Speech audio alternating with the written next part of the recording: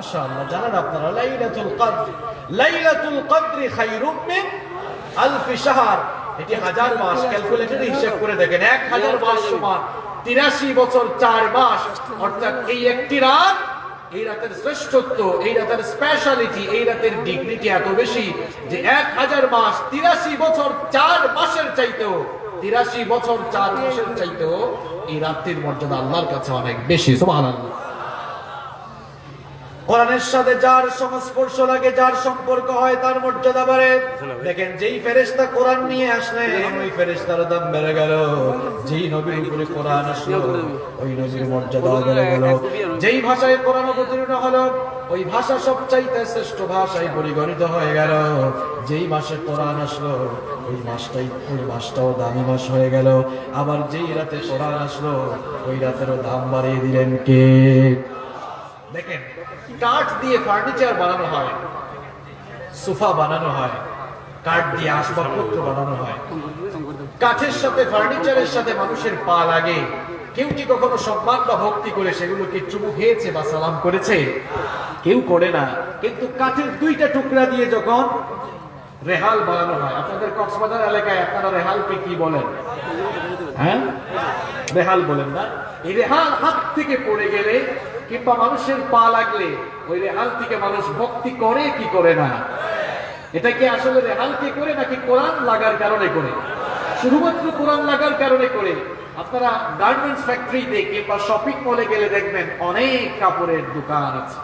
কাপড়ের সাথে মানুষের পা লাগে। আপনাদের পেকুয়া, সাতকানিয়া, লোহাগাড়া এইসব অঞ্চলের মানুষ তো ব্যবসায়ী বেশি, তাই না? এই যে পা লাগে কাপড়ের সাথে, কেউ কোনোদিন শ্রদ্ধা বা ভক্তি করে চুমু খেয়েছে? কিন্তু ছোট্ট কাপড়ের টুকরা দিয়ে যখন জিলবাব, বস্তনি বা গিলাফ বানানো হয়, এটি হাত থেকে পড়ে গেলেই মানুষ এটাকে ভক্তি করে কি করে না? চিন্তা করেন প্রিয় ভাইয়েরা, এই কোরআনের সাথে যার সংস্পর্শ লাগে তার মর্যাদা বাড়ে। আপনারা যারা এখানে এসেছেন, আপনারাও যদি আল্লাহর কোরআনের সাথে সম্পর্ক স্থাপন করতে পারেন, পৃথিবীর 800 কোটি মানুষের মধ্যে আল্লাহ তাআলা আপনাদের মর্যাদা বাড়িয়ে দিবেন। সুবহানাল্লাহ। সম্মানিত ভাইয়েরা, এই তাফসীরের প্রোগ্রামে আপনারা এসেছেন আল্লাহর কোরআন শোনার জন্য। কোরআনের প্রেমে, কোরআনের টানে আপনারা ছুটে এসেছেন। আমি কয়েকটি কথা আপনাদের সামনে আজকে তুলে ধরতে চাই। এই কোরআন আপনাদেরকে কি, এই কোরআন আপনাদের কাছে কি দাবি পেশ করছে? এই কোরআন আপনাদের কাছে কি চায়? আপনারা তো এসেছেন কোরআন শোনার জন্য। এখন আমি আপনাদেরকে শোনাচ্ছি যে আল্লাহ তাআলার এই কিতাব কোরআন আপনাদের কাছে কি চায়, কোরআনের দাবি আপনাদের কাছে কি, সেই বিষয়গুলো আমি আপনাদের সামনে আজকে তুলে ধরবো ইনশাআল্লাহ। কোরআনের দাবিগুলো যদি আপনি পূরণ করতে না পারেন, কোরআনের দাবিগুলো যদি আপনি পূরণ করতে না পারেন, তাহলে দিন আস্তে আস্তে কলুষিত হতে হতে একেবারে ধ্বংসের অতল গহ্বরে নিপতিত হতে হবে। আর কোরআনের দাবিগুলো যদি আমরা ফিলআপ করতে পারি, তবেই আমরা পূর্ণাঙ্গ মুমিন হয়ে জান্নাত উপযোগী জীবন গঠন করে আমরা আল্লাহর জান্নাত হাসিল করতে পারবো ইনশাআল্লাহ। আমাদের প্রতি কোরআন 8টি দাবি পেশ করেছে। জোরে কোন কয়টা? আমি কিন্তু মুখস্থ করাইয়া ছাড়বো, বুঝতে পেরেছেন? আমাদের প্রতি, আপনার প্রতি, আমার প্রতি কোরআন কয়টি দাবি পেশ করেছে? এই 8টি দাবি পূরণ করতে না পারলে আপনি জান্নাতে ঢুকতে পারবেন না। আপনার প্রতি কোরআন যে 8টি দাবি পেশ করেছে, এই দাবি যতক্ষণ না আপনি পূরণ করতে পারবেন, ফিলআপ করতে পারবেন, ততক্ষণ জান্নাতের আশা করে কোনো লাভ হবে না। আসেন আমরা শুরু করি। আমাদের প্রতি কোরআনের 1 নাম্বার দাবি হচ্ছে আল্লাহ তাআলার এই কিতাবটা পড়তে শেখা, পড়তে জানা। আরে আমি হাত তুলায় লজ্জা দিতে চাই না। আপনারা এখানে এসেছেন, আমি যদি বলি যে কোরআন 100% বিশুদ্ধ করে তেলাওয়াত কে কে জানেন, আমার তো মনে হয় 97 বা 98% হাত এখান থেকে উঠে। গোটা দুনিয়ায় মুসলমানরা কেন মার খাবে না বলেন আমাকে? গোটা দুনিয়ায় মুসলমানরা এজন্যই মার খাচ্ছে, এজন্যই অধঃপতিত হচ্ছে, কারণ আল্লাহ তাআলা তাদেরকে জীবন পরিচালনার যে গাইডলাইন দিয়েছেন, ওই গাইডলাইন তারা এখনো বিশুদ্ধ করে তেলাওয়াত করতেই জানে না। দেখছেন, আবার ঠিকও কয়, কেমন ভদ্র, স্বীকার করে যে আমরা পারি না। যুবক আর তরুণ ভাইয়েরা, আমি কথাগুলো আজকে যুবক তরুণদেরকে উদ্দেশ্য করে বলতে চাই। তুমি অনার্স, মাস্টার্স, পিএইচডি করার জন্য বিদেশে যেতে চাও, বিদেশে যাওয়ার জন্য তুমি ইংলিশ ল্যাঙ্গুয়েজের কোর্স করো, আইএলটিএস করো, টুফেল করো, জিআরই করো, আবার চায়নায় যাবে এই জন্য চাইনিজ ল্যাঙ্গুয়েজের কোর্স করে ওয়াং ওয়াং আছে না নাই, আবার কোরিয়ায় যেতে চাই কোরিয়ান ল্যাঙ্গুয়েজের কোর্স করে, জার্মানিতে যেতে চায় জার্মানির ল্যাঙ্গুয়েজের কোর্স করে। এটা আপনি করবেন, কোনো অসুবিধা নাই, কিন্তু আমার প্রশ্ন হচ্ছে আপনার কাছে, আপনি দুনিয়ায় সুন্দর একটি ক্যারিয়ার সাজাবার জন্য উচ্চশিক্ষার জন্য দেশের বাইরে যাবেন, এজন্য আপনি বিভিন্ন ভাষার কোর্স করতে পারেন। এখানে আপনি সময় বিনিয়োগ করেন, টাকাও বিনিয়োগ করে আইএলটিএস এক্সামের জন্য 20,000 টাকা দিয়ে দেয়, কিন্তু আপনার বিবেকের কাছে আমার প্রশ্ন, যেই কিতাব শিখলে একটি জান্নাত উপযোগী জীবন আপনি গঠন করবেন, যেই কিতাব শিখলে আপনি জান্নাতের দিশা পাবেন, ওই কিতাব শেখার জন্য কত টাকা খরচ করেছেন, কিংবা ওই কিতাবের তেলাওয়াত শেখার জন্য আপনার জীবনের কি পরিমাণ সময় আপনি বিনিয়োগ করেছেন, এই প্রশ্ন আপনার বিবেকের কাছে আমি রাখলাম। কোথায় সময় চলে যাচ্ছে? যুবক আর তরুণ ভাইয়েরা, যারা স্কুলে পড়ো, কলেজে পড়ো, ইউনিভার্সিটিতে পড়ো, তোমাকে বলছি আমি, তুমি বিশ্ববিদ্যালয়ে পড়ো, তুমি যখন ইংরেজিতে কথা বলো খুব চমৎকার করে ইংরেজিতে কথা বলতে পারো, কিন্তু তুমি আউযু বিল্লাহ বিসমিল্লাহ শুদ্ধ করে পড়তে জানো না। আমি তোমাকেই বলছি তুমি সুন্দর করে ইংরেজিতে কথা বলতে পারো, তুমি হয়তো উচ্চশিক্ষায় শিক্ষিত হয়ে কিংবা ডক্টরেট ডিগ্রি নিয়ে খুব নামধারী একজন লোক তুমি হয়ে যেতে পারো, দেশের স্বনামধন্য একজন মানুষ হয়ে যেতে পারো, কিন্তু আমি তোমাকেই বলছি, তুমি যদি কোরআন শিখতে না পারো আল্লাহর জান্নাতের গন্ধও তুমি পাবা না। ভাইয়েরা, আজ পেকুয়ার এই ঐতিহাসিক মাহফিলে এই সিদ্ধান্ত নিয়ে বাড়ি ফিরেন যে কোরআন আমাকে শিখতে হবে, কারণ এই কিতাব দিয়েছেন কে? এই কিতাব দিয়েছেন কে? আপনি কোচিং করতে পারেন এত টাকা দিয়ে, এত সময় বিনিয়োগ করতে পারেন, কোরআন শিখতে 2-3 মাসের বেশি সময় লাগে না, কেন আপনি কোরআন শিখেন না? আচ্ছা, আপনি যে কোরআন শিখছেন না, আপনি তো নামাজ আদায় করছেন, আপনার নামাজ কি হচ্ছে? কারণ নামাজ আদায়ের জন্য, নামাজ কবুল হওয়ার জন্য একটি গুরুত্বপূর্ণ শর্ত হচ্ছে বিশুদ্ধ তেলাওয়াত জানা। এখন আপনি তো কোরআন আপনার মতো পড়েন, কোরআনের মতো কোরআন পড়েন না, কিংবা কোরআন যেভাবে মানে পড়া দরকার সেভাবে পড়ে না। কয় হুজুর আমরা তো কোরআন পারি, কিরকম? কয় আলাম তারা কাইফা ফাআলা রাব্বুকা, এরকম পড়ে, মানে তার মতো যেখানে মন চায় সেখানে টান দেয়। এই আপনার মতো এরকম কোরআন পড়লে কোরআন হবে? কথা কন না কেন? হবে? এটা কোন জাতের পরে আপনি পড়েন?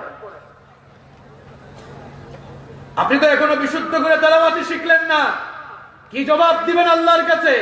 বয়স তো 20 বছর হয়ে গেল, 25 বছর হয়ে গেল, 30 বছর হয়ে গেল, দাড়ি পেকে গেল, চুল পেকে গেল, কখন আর কোরআন শিখবেন? এই কোরআন শেখা মুসলমানদের জন্য নফল, তাই না? যারা বলবো না তাদের জন্য নফল মনে হয়। কথা কর না কেন? কোরআন শেখা কি? কোরআন শেখা কি?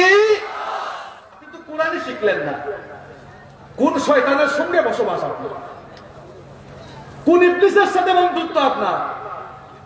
কারণ শয়তান মানব সন্তানকে যে কাজটি করাবার জন্য সবচাইতে বেশি লেগে থাকে, সেই কাজটা কি জানেন? শয়তান কখনো মানব সন্তানকে, একটা আদম সন্তানকে, মুমিনকে কখনো কোরআনের কাছে যেতে দেয় না, কোরআন শিখতে দেয় না। কারণ কোরআন শিখে ফেললেই তো সে শয়তানকে চিনে ফেলবে, আল্লাহ চিনে ফেলবে। এই জন্য ধোঁকা দিয়ে দিয়ে যদি আপনাকে কোরআন থেকে দূরে রাখতে পারে, শয়তানের লাভ আছে না নাই? কথা বলেন, আছে না নাই? আল্লাহ রাব্বুল আলামিন কোরআনে কারীমের 73 নম্বর সূরা সূরাতুল মুজাম্মিলের 4 নম্বর আয়াতে বড় সুন্দর করে বললেন, ওয়ারাতিলিল কুরআনা তারতিলা। তারতিলের সাথে, তাজবীদের সাথে, তাহসিনের সাথে সুন্দর করে ধীরস্থির ভাবে কোরআনে কারীম তেলাওয়াত করো।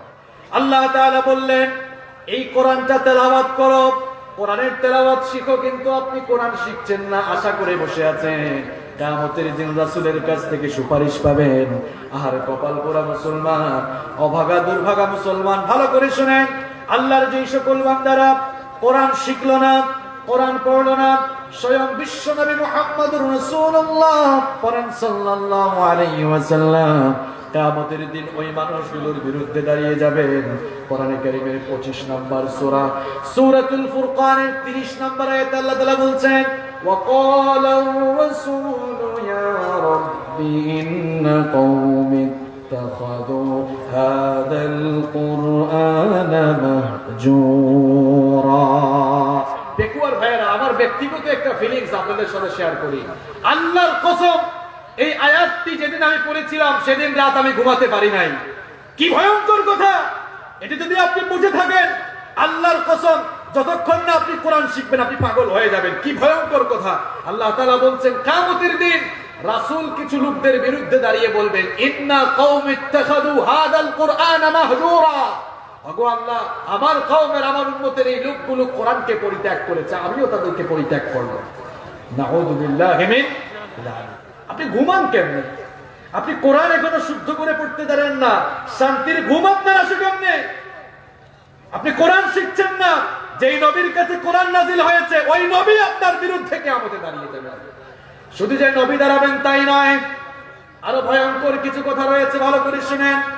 কোরআনে কারীমের 20 নম্বর সূরা, সূরাতুত তাহা এর 124 থেকে 126 নম্বর আয়াতে আল্লাহ পাক সুন্দর করে বলছেন, وَمَنْ أَعْرَضَ عَنْ ذِكْرِي فَإِنَّ لَهُ مَعِيشَةً ضَنكًا وَنَحْشُرُهُ يَوْمَ الْقِيَامَةِ أَعْمَى। প্রিয় ভাইরা, ভালো করে শুনেন। আল্লাহ তাআলা বলছেন, যারা আমার জিকির অর্থাৎ কোরআন থেকে মুখ ফিরিয়ে নেয় তাদের জন্য আমি 3টি শাস্তি রেখেছি। জুড়ে বলেন কয়টা? আরো জুড়ে কয়টা?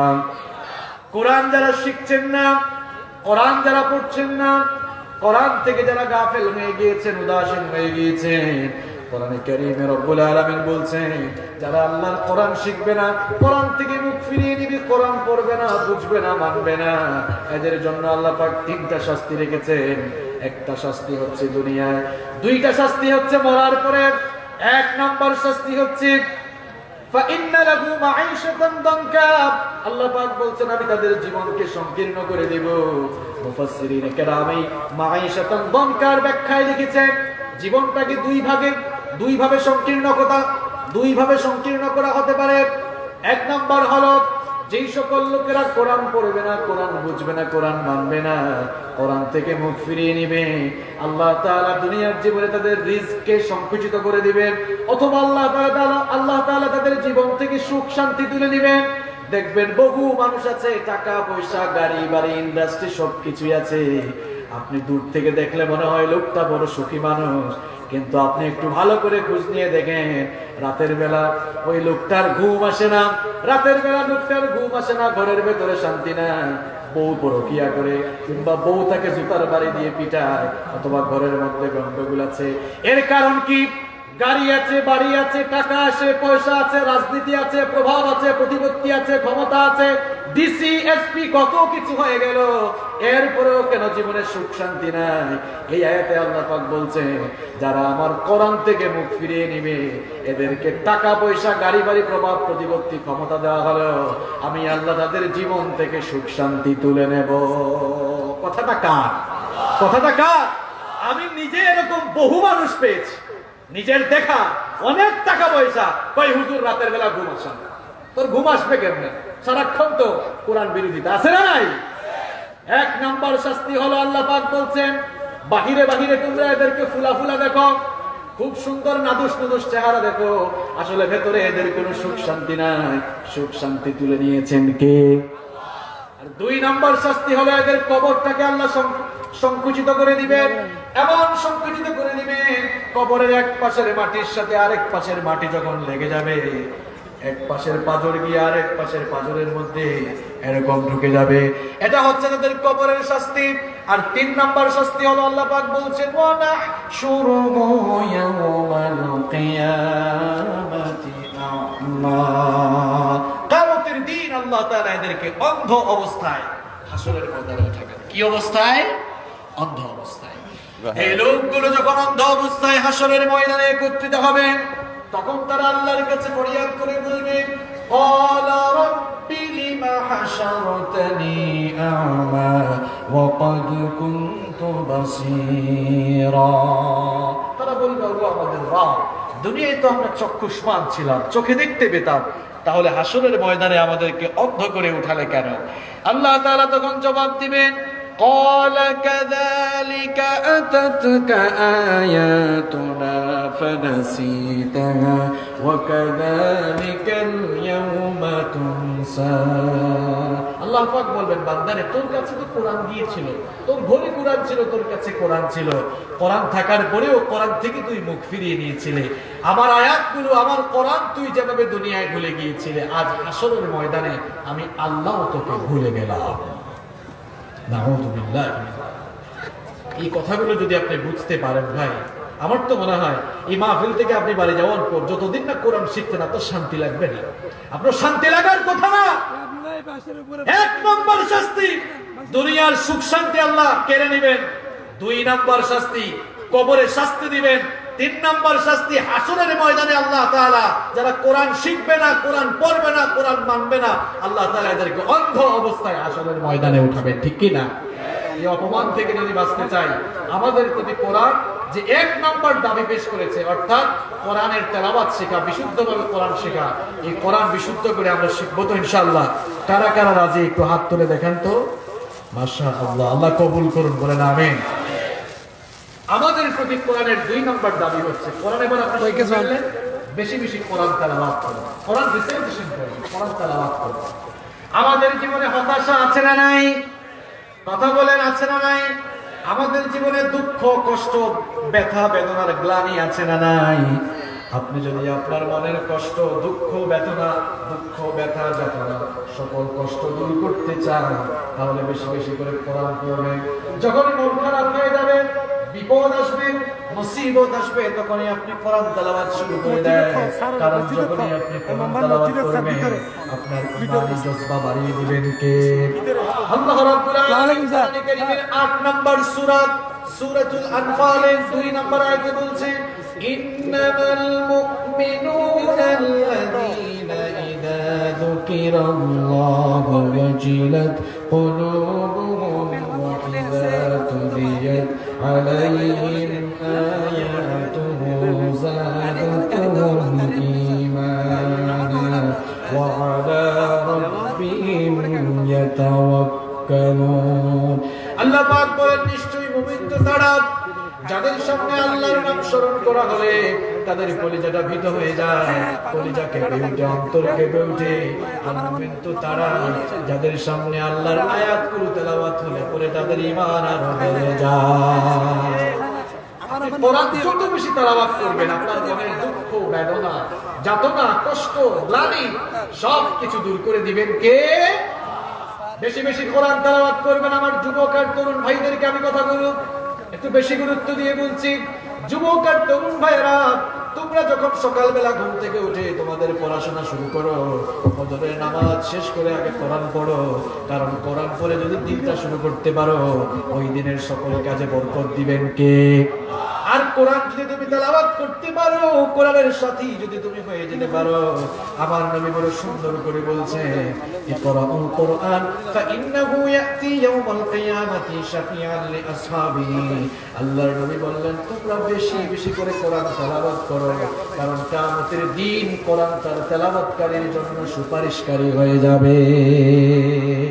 তাহলে কোরআনের সুপারিশ পেতে হলে, শাফায়াত পেতে হলে বেশি বেশি করে আল্লাহর কোরআন তেলাওয়াত করার দরকার আছে না নাই?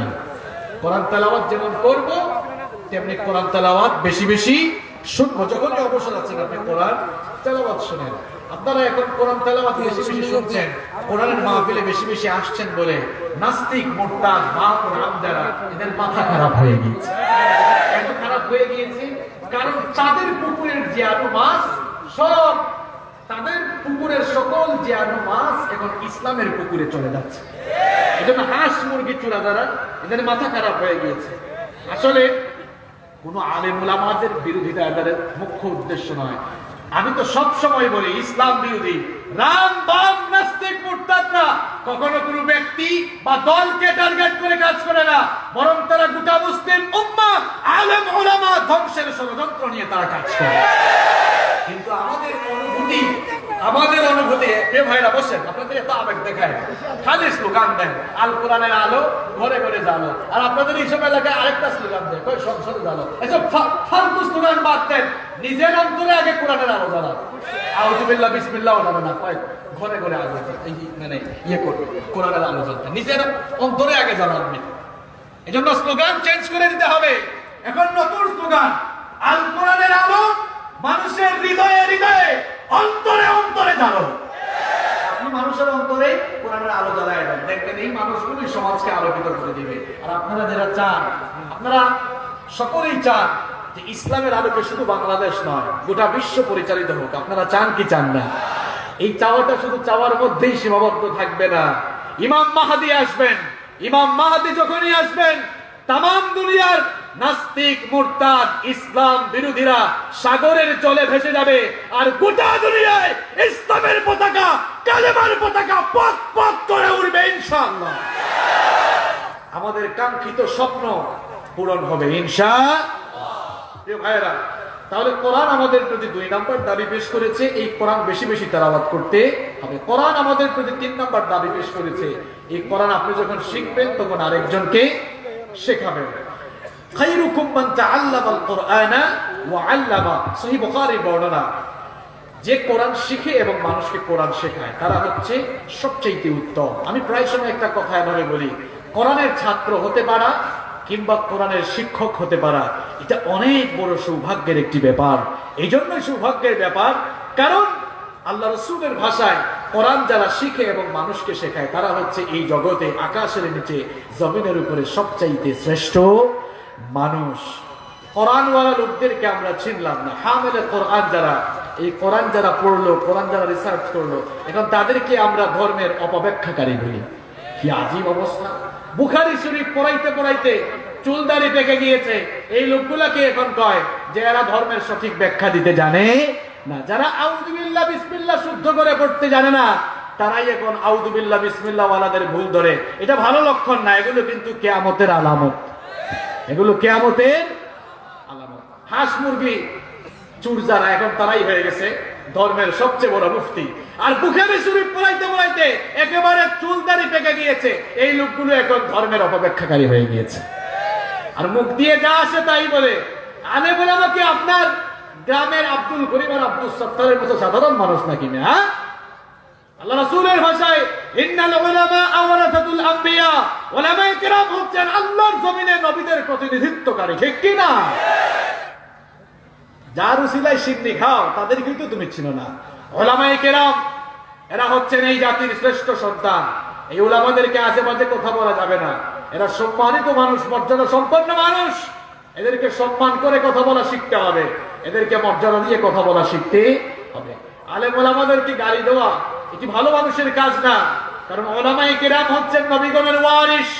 নবীদেরকেও দিন বিরোধীরা গালিগালাজ করতো, এখন যারা নবীদের উত্তরসূরিদেরকে গালিগালাজ করে এরাও ওই দিন বিরোধীদের প্রেতাত্মা, আর এরা পিতৃ পরিচয়হীন অবৈধ জারক সন্তান ছাড়া আর কিছুই হতে পারে না। আলেমদের প্রতি এত জ্বালাপোড়া কেন? তোমার মা বাপের বিয়ে কি আলেম পড়ায় নাই? এত জ্বালাপোড়া কেন? আলেমদেরকে দেখলেই কিছু মানুষের দেখবেন অটোমেটিক চুলকানি শুরু হয়, আছে না নাই? এত চুলকানি কেন? আলেমদেরকে দেখলেই যদি এত চুলকানি বেড়ে যায়, তোমার জন্ম নিয়েই তো সন্দেহ আছে। মা বাপের বিয়ে কি আলেম পড়ায় নাই? তোমার মা বাপকে গিয়ে জিজ্ঞেস করো, আলেম দেখলে এত জ্বালাপোড়া কেন? এই আলেম কিন্তু তুমি মরলে জানাজা দিবে। এখন যারা বেশি লাফালাফি করছে, আলেমরাও তাদেরকে চিহ্নিত করে রাখছে, এই সকল লোকদেরকে কোনো আলেম জানাজা দিবে না। এত ভালো লাগে না কেন আলেমদেরকে? কি সমস্যা তোমার? এটা শাহজালালের দেশ, এটা শাহপুরানের দেশ, এটা শাহ আমানতের দেশ। ওলিয়া উলিয়ারা এই জমিনকে এসে সুন্দর করে সাজিয়েছেন। এই জমিনে আল্লাহর দ্বীনের বিরোধিতা করে কেউ টিকে থাকতে পারবে? এ ভাইরা, কোরআন যেমন আমরা শিখবো, মানুষকেও কোরআন শেখাবো। আপনারা মানুষকে কোরআন গিফট করবেন। কোরআন গিফট করলেই ওই লোকটা কোরআন পড়লেই সওয়াব আছে না নাই? বিয়ে শাদীতে যখন যান অনেক গিফট নিয়ে যান, অসুবিধা নেই, সাথে একটা কোরআন নেবেন, সাথে একটা কি নেবেন? সবচেয়ে ভালো হয় যদি কোরআনের তাফসীর অনুবাদ করা যেগুলো আছে সেগুলো নিতে পারলে আরো ভালো। মানুষ কোরআন শিখবে, কোরআন জানবে, এতে করে আপনারও সওয়াব আছে না নাই? কোরআনে কারীম আমাদের প্রতি 4 নম্বর যে দাবি পেশ করেছে, এই কিতাবকে যথাসাধ্য মুখস্থ করার চেষ্টা করতে হবে। আমরা কোরআন মুখস্থ করার দায়িত্ব আমাদের হাফেজ ভাইদেরকে দিয়েছি। ভাই তোরা কোরআন মুখস্থ কর, আর আমরা নবাবজাদা সলিমুল্লাহ আমরা আলামতারা থেকে সূরা নাস পর্যন্ত এগুলোর নাম দিয়েছে আবার নামাজের সূরা। কি সূরা? আমাকে একবার এক লোক কয়, হুজুর নামাজের সূরাগুলো দিয়ে যদি সবসময় নামাজ পড়ি নামাজ হবে তো? আমি বললাম ভাই কোরআনে কারীমে 114টি সূরা রয়েছে, কিন্তু সূরাতুন নামাজ বা নামাজের নামে কোনো সূরা তো আমি পাই নাই। আপনি কোথায় পেলেন? কয় হুজুর ওই যে আলামতারা থেকে সূরা। আর আমরা শিখতে চাই না প্রিয় ভাইয়েরা। আরবিয়ান কান্ট্রিগুলোতে গেলে দেখবেন, আমি 2018 সালে জেদ্দা থেকে মক্কায় আসতেছিলাম, তো এক ড্রাইভার, ইয়ামেনের ড্রাইভার, খুব সুন্দর করে কোরআন তেলাওয়াত করছে। আমি তাকে জিজ্ঞেস করলাম, হাল আনতা হাফিজুল কোরআন, আপনি কি হাফেজে কোরআন? বলল না আমি হাফেজে কোরআন নই। জিজ্ঞেস করলাম হাফেজে কোরআন না হলে এত সুন্দর করে কোরআন মাঝখান থেকে কিভাবে তেলাওয়াত করছে? আমাকে বলে যে আমি তো কোরআন পুরোটা মুখস্থ করি নাই, কিন্তু যতটুকু পেরেছি মোটামুটি কোরআনের অর্ধেক আমি মুখস্থ করে ফেলেছি। সুবহানাল্লাহ পড়েন। আপনারা কোরআন শেখেন না কেন? কোরআন মুখস্থ করেন না কেন? আরবিয়ান কান্ট্রিগুলিতে পার্ট টাইম হাফেজ অনেকে আছে। পার্ট টাইম হাফেজ মানে হচ্ছে যে যতটুকু পারে ততটুকু মুখস্থ করে। আমাদের দেশে হাফেজিতে গিয়ে একটা ছেলে যদি হাফেজি শেষ করতে না পারে, আমি জানি না আপনাদের এলাকায় কি বলে, আমার হোম ডিস্ট্রিক্ট তো সিলেটে, তো সিলেটি ভাষায় একটা কথা বলে ফাটা হাবিব চাপ। হাফেজ সাহেবকে বলে আর কি হাবিব চাপ, শর্ট করে বলে সিলেটি মাত। বুঝেননি আপনারা? হ্যাঁ, এই যে আমাদের নিয়ামতুল্লাহ ভাই তো সিলেটে যায়, যারা হাফেজি শেষ করতে পারে না বলে ইগু ফাটা হাবিব চাপ, ইগু ফাটি গেছে, ইগু কিতা হয়ে গেছে, ইগু ফাটি গেছে। এরকম ট্রল করা যাবে না। যে যতটুকু করেছে আলহামদুলিল্লাহ পড়ার দরকার আছে না? তা আমরাও কোরআন মুখস্থ করবো। সময় যেহেতু শর্ট, আমি সংক্ষেপে বলে যাচ্ছি। আমাদের প্রতি কোরআনের 5 নম্বর দাবি হচ্ছে আল্লাহর দেওয়া এই কিতাবকে বোঝার চেষ্টা করতে হবে। যুবকের ভাইয়েরা, এই মুহূর্তে যদি ইউনাইটেড স্টেট অফ আমেরিকা থেকে আপনার জন্য কোন ইউনিভার্সিটি থেকে একটা অফার লেটার আসে, যদি সেটা এমন কোন ল্যাঙ্গুয়েজে থাকে যে আপনি বুঝতেছেন না, আপনি না বুঝলেও এটা নিয়ে যে বুঝে তার কাছে দৌড়াবেন কিনা? দৌড়াবেন। কেন? গুরুত্বপূর্ণ একটা চিঠি এসেছে আপনার কাছে। কিংবা এখানে যারা বয়স্ক বাবারা আছেন আপনাদেরকে বলছি, সেক্রেটারিয়েট থেকে, সচিবালয় থেকে যদি আপনার নামে একটা চিঠি আসে, সেটা যদি ইংরেজিতে লেখা থাকে আর আপনি যদি ইংরেজি না পারেন, তাহলে যে ইংরেজি পারে তার কাছে দৌড়াবেন কিনা? আর দৌড়ানোর কথা যদি বলি সুপ্রিম কোর্ট থেকে আপনার কাছে কাগজ আসছে, তাহলে তো কাজ ফালাইয়া থুইয়া আগে যাবে, না জানি মামলা হয়ে গেল কিনা। যে পড়তে জানে তার কাছে যাবে। তো আল্লাহ তাআলা এত বড় দামি একটি নিয়ামত আপনাকে দিলেন, আপনি একটা দিন পড়ার চেষ্টা করলেন না, বুঝার চেষ্টা করলেন না কোন দিকে আপনার জীবন যায়। কেন আপনি কোরআন পড়েন না? আল্লাহ তাআলা বলছেন আফালা ইয়াতাদাব্বারুনাল কুরআন আম আলা কুলুবিন আকফালুহা, তোমার অন্তর কি তালাবদ্ধ হয়ে গেল নাকি? অন্তরে কি তালা গেল? অন্তরে কি তালা লাগলো নাকি? তালাটা খুলে দাও। তালা খুলে আল্লাহর কোরআন বুঝার চেষ্টা করো। জীবনটাকে বরকত দিয়ে ভরপুর করে দিবেন কে? কোরআনটা বোঝার চেষ্টা করতে হবে। আমাদের প্রতি কোরআনের 6 নম্বর দাবি হচ্ছে কোরআন অনুযায়ী আমল করার চেষ্টা করতে হবে। এই কোরআন শুধুমাত্র পড়ার জন্য আর তেলাওয়াতের জন্য আসে নাই। এই কোরআন এসেছে কোরআন দিয়ে নিজের জীবনকে কোরআনের আলোকে কোরআনময় করে সাজাবার জন্য কোরআন এসেছে। দুঃখজনক হলেও সত্য, এই কোরআনকে আমরা তাবিজের ব্যবসার কিতাব বানিয়েছি। আমরা কোরআন থেকে তাবিজ লিখে লিখে শরীরের বিভিন্ন অঙ্গ প্রত্যঙ্গে তাবিজ ঝুলাই, কিংবা তাবিজের ওই টুকরাটা গ্লাসের পানিতে চুবাইয়া পানি পান করে। ও মুসলমানেরা, এটা তাবিজের কিতাব নয়। এই কোরআনকে আল্লাহ তাআলা দিয়েছেন কোরআন দিয়ে গোটা বিশ্বকে পরিচালনা করার জন্য। এই কোরআন দিয়েছেন আল্লাহ তাআলা বিশ্ব জগৎকে পরিচালনার জন্য। এই কোরআন দিয়েছেন আল্লাহ তাআলা মানুষের হেদায়েতের জন্য। জীবিত মানুষরা কোরআন পড়বে, কোরআন থেকে হেদায়েত নেবে। দুঃখ করে বলতে হয়, কোরআনকে আমরা এখন মরা মানুষের কিতাব বানিয়েছি। মানুষ যখন মারা যায় তখন ওই মরা মানুষের নামে হুজুরদেরকে ডেকে এনে খতম করায়। পেকুয়ার ভাইয়েরা, এই মরা মানুষের জন্য কি কোরআন এসেছে নাকি? দেখেন হাফেজ সাহেবরা এসে তেলাওয়াত করছে, ইয়া আইয়ুহাল্লাযীনা আমানু লা তাকুলুর রিবা আদাফান মুদাআফা, হে ঈমানদারেরা সুদ খেও না। যেই লোকটার জন্য খতম করে সেই লোকটাই ছিল কিন্তু সবচেয়ে বড় সুদখোর। এখন যখন কোরআন তেলাওয়াত হয়, ফেরেশতা কয় দেখোস না কি পড়ে? দুনিয়ায় তো সব কুকর্ম এগুলো তুই করে এসেছিস। তখন আযাব মাইল তখন বাড়ে না কমে, কথা কোন বাড়ে না কমে। আপনারা তো মনে করতেছেন যে হাফেজ সাহেবরা তো এসে লোকটাকে একেবারে জান্নাতের বিছানায় শোয়া দিচ্ছে। হ্যাঁ, জান্নাতের বিছানায় শোয়াচ্ছে না, এই সুদখোরের জন্য তো এখন কোরআন তেলাওয়াত হচ্ছে। মরে যাওয়া সুদখোরের জন্য কোরআন আসে নাই, জীবিত সুদখোরকে সুদখোর থেকে ইমানদার বানানোর জন্য কোরআন এসেছে। কোরআন মরা মানুষের জন্য আসে নাই। এই কোরআনটাকে বুঝতে হবে, কোরআন অনুযায়ী আমল করার চেষ্টা করতে হবে। আমাদের প্রতি কোরআনের 7 নম্বর দাবি হচ্ছে মানুষের কাছে কোরআনের দাওয়াত পৌঁছাতে হবে। আমাদের প্রতি কোরআনের 8 নম্বর এবং সর্বশেষ দাবি হচ্ছে এই কোরআন দিয়ে সবকিছু পরিচালনা করতে হবে। আহারে, কোরআন আমাদের কাছে আছে, কিন্তু এই কোরআন দিয়ে আমরা আমাদের নিজের ব্যক্তি জীবন পরিচালনা করি না, নিজের পারিবারিক জীবন পরিচালনা করি না, নিজের সমাজ জীবন পরিচালনা করি না, রাষ্ট্রীয় জীবন পরিচালনা করি না। এই জন্য আযাব আর গজব আমাদের উপরে নেমে এসেছে। প্রিয় ভাইয়েরা, এটা শুধু ধর্মীয় কিতাব নয়, it's the problem solving methodology. এই কোরআনে কারীম হচ্ছে সকল সমস্যার সমাধানকারী একটি গ্রন্থ। সকল সমস্যার সমাধান দিতে পারে, সবাই বলেন, সকল সমস্যার সমাধান দিতে পারে। সমাধান চাও যদি জীবনে মরণে, ফিরে যাও খুঁজে নাও চোখ রাখো কোরআনে। সমাধান চাও যদি জীবনে মরণে, ফিরে যাও খুঁজে নাও চোখ রাখো কোরআনে। If you want a solution in here and hereafter, go back, have a look on the Holy Quran. সমাধান চাও যদি জীবনে মরণে, ফিরে যাও খুঁজে নাও চোখ রাখো কোরআনে। তবেই পাবে সুখ শান্তির ঠিকানা, তবেই পাবে সুখ শান্তির ঠিকানা, যদি মেনে নাও তুমি মনে প্রাণে। সমাধান সমাধান চাও যদি জীবনে মরণে, ফিরে যাও খুঁজে নাও চোখ রাখো কোরআনে। If you want a solution in here and hereafter, go back, have a look on the Holy Quran. এ যে চির অম্লান চির মুক্তির ডাক, এ যে মহাবাণী খুদাই কালামে পাক। এ যে চির অম্লান চির মুক্তির ডাক, এ যে মহাবাণী খুদাই কালামে পাক। এই দুনিয়া সেই দুনিয়া, এই দুনিয়া সেই দুনিয়া, শান্তি পাবে তুমি দু জাহানে। সমাধান সমাধান চাও যদি জীবনে মরণে, ফিরে যাও খুঁজে নাও চোখ রাখো কোরআনে। If you want a solution in here and hereafter, go back, have a look on the Holy Quran.